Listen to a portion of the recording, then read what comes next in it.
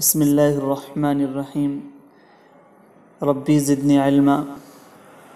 عزیز طلبہ، بنیادی عقائد میں ہمارا پانچواں عقیدہ ایمان بالآخرت ہے، یعنی آخرت پر ایمان، جس کے معنی یہ ہوئے کہ مرنے کے بعد دوبارہ اٹھائے جانے پر ایمان۔ بہت سے لوگ یہ سمجھتے ہیں کہ ایک بار جب ہم مر گئے تو دوبارہ ہم زندہ نہیں کیے جائیں گے، بلکہ ہم اس مٹی میں مل کر مٹی ہو جائیں گے، اور یہ گلی سڑی ہڈیاں دوبارہ کیسے زندہ ہو سکتی ہیں؟ حالانکہ اللہ تبارک و تعالیٰ نے جس انسان کو یا جس جاندار کو پہلی مرتبہ پیدا کیا بغیر نمونے کے، بغیر کسی حیت کے، تو وہی اللہ تبارک و تعالیٰ دوبارہ ہم کو پھر سے پیدا کرے گا، اور برے اور اچھے کام کے بدلے عطا کرے گا۔ جس نے برا کام کیا اسے جہنم دیا جائے گا، اور جس نے اچھا کام کیا اسے جنت عطا کی جائے گی۔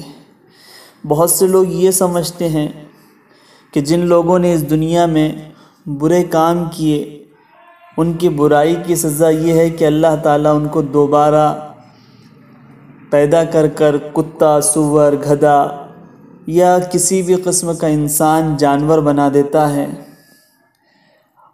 اور جو اچھے کام کرتا ہے اس کو اللہ تعالیٰ پھر سے دوبارہ اس دنیا میں بھیجتا ہے۔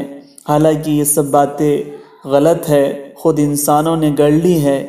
مرنے کے بعد کیا ہوگا خود ہم کو بھی نہیں معلوم، بس وہی معلوم ہے جو اللہ کے رسول صلی اللہ علیہ وسلم نے ہم کو بتلایا کہ مرنے کے بعد ہم سے سوالات ہوں گے، اور پھر اس کے بعد ہم کو یہ خبر دے دی جائے گی کہ تم جنت میں جانے والے ہو یا جہنم میں جانے والے ہو۔ پھر اللہ تبارک و تعالی ہم کو قیامت سے پہلے میدان حشر میں جمع کرے گا، اور سب انسانوں کو ان کے اعمال بتلا دیے جائیں گے کہ کون انسان کامیاب ہے اور کون انسان ناکام ہے۔ اور حشر قائم ہونے سے پہلے اللہ تعالیٰ کے فرشتے حضرت اسرافیل علیہ السلام سور پھونکیں گے۔ وہ سور کی آواز اتنی سخت اور ڈراؤنی ہوگی جیسے بجلی کی آواز ہوتی ہے، اس سے بھی سخت۔ وہ آواز سن کر پورے انسان مر جائیں گے، اور پھر اس کے بعد وہ دوسری سور پھونکیں گے۔ اللہ تبارک و تعالیٰ اس سور کی آواز کو اتنی مترنم اور اتنی بہترین آواز ہوگی کہ اس آواز کو سن کر تمام انسان اٹھ جائیں گے اور میدان حشر کی طرف بھاگتے ہوئے چلے جائیں گے۔ تو یہ بہت سی کچھ باتیں تھیں، اور پھر اس کے بعد جن لوگوں نے اچھے کام کیا ہوگا انہیں جنت اللہ تعالیٰ عطا کرے گا۔ جنت نام ہے ایسے باغ کا جس کے نیچے نہریں بہہ رہی ہوگی۔ اللہ ہر نعمت انسان کو دے گا، وہاں پر موت بھی نہیں آئے گی، وہاں آرام ہی آرام، کانوں کو سکون ملے گا، آنکھوں کو سکون ملے گا، ہر انسان دلی اعتبار سے بہت خوش اور خرم نظر آئے گا۔ اور جہنم بڑے سخت وادی کا نام ہے، جہاں پر طرح طرح کے عذاب ہوں گے، خون کا عذاب ہوگا، انسان کو پینے کے لیے خون اور پیپ دیا جائے گا، اور انسان کو طرح طرح کے عذاب ہوں گے، سانپ بچھو کی شکل میں انسان کو ڈسا جائے گا، آگ میں جلایا جائے گا، وہاں انسان موت مانگے گا مگر موت نہیں آئے گی۔ تو یہ مختصر سا تعارف تھا جنت اور جہنم کا۔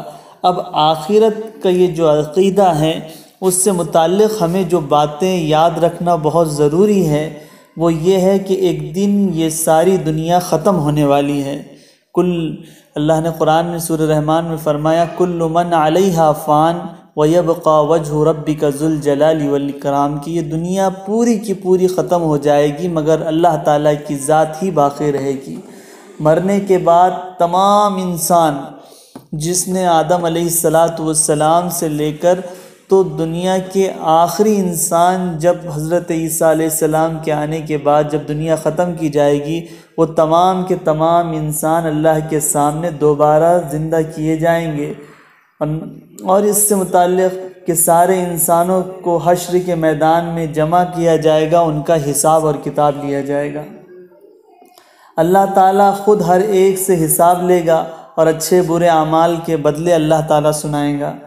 اس دن کوئی شخص اپنا کوئی چھوٹا سا چھوٹا عمل بھی نہ چھپا سکے گا۔ اس کے نامہ اعمال میں اگر اس نے کوئی دنیا میں اچھے یا برے اعمال کیے تھے، وہ سب کے سب ظاہر کر دیے جائیں گے۔ سب انسان جب فیصلہ سنا دیا جائے گا تو کسی انسان پر ذرہ برابر بھی ظلم کیا جائے گا، نہ زیادتی کی جائے گی۔ جس نے اعمال جیسے کیے تھے اس کے مطابق اللہ تعالیٰ اس کے فیصلے کریں گے۔ کافر اور مومن کو برابر نہیں کیا جائے گا، بلکہ مومن اللہ تعالیٰ کے نیک بندوں کو جنت میں داخل کیا جائے گا، اللہ کے نافرمان اور ناشکر بندوں کو جہنم میں داخل کیا جائے گا۔